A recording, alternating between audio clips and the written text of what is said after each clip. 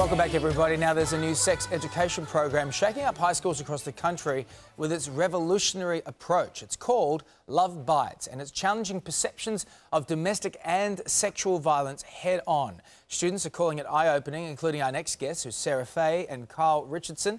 They join us now with Maureen Melrose, who heads the program. Maureen, we go to you first up there in Darwin. What makes this program so different and to what was already out there? Good morning. The difference with Love Bites is we train local service providers in communities across Australia to take the Love Bites program into their local schools and to have conversations with young people about what respect in relationships looks like, what are the different types of violence that can happen in a relationship, what is sexual assault, how to negotiate consent, and we set up scenarios, different activities, creative activities, for the young people to be able to talk with each other and with us about what they think about these issues. And their feedback to us is that instead of adults telling them what it is, they get to figure some of that out for themselves.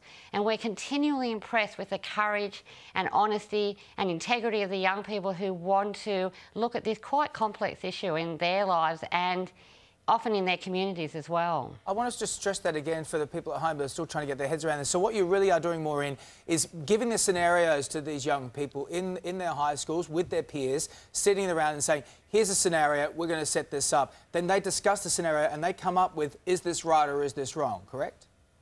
Yes, and the service providers who may be from police, sexual assault service, domestic violence, youth workers, we go through like a range of different activities where we will bring up myths that are held in the local community, like girls invite sexual assault by the way they dress, and then the students can have a conversation about whether they think that's a fact or whether that is not true, and then the service providers will talk with them about what we know to be true from our experience working in the field. Sarah, let me go to you on this. So you're in year 11. Yeah. Obviously, it's a very awkward time in any teenager's life. You don't want to, have these conversations anyway, but it is very confronting. But did you enjoy this process? Yes, most definitely.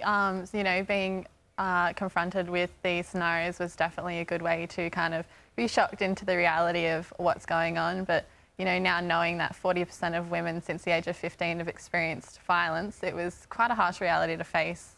And, it was so easy, scarily too, how, we could relate these young people used in these scenarios to people we do know as friends and close, just friends we know. And it was, yeah, definitely quite confronting. It is confronting. But, as you say, there are so many young girls out there who are in these situations who, need to sort of talk to each other about how do we stop this or how do we influence people around us. And I think that's what's important, is that you guys are changing the game for the next generation, really. Yeah, no, we've been with this program, it's kind of showed us both the consequences, but what also happens in the relationship, poor relationships. But, we've been given kind of experiences to go on and say, well, no, that's not the correct way to behave. And if this is going on in this kind of relationship, well, these are the support options you have and this is where you can take it. And it's been, just eye-opening to see that there are supports services out there for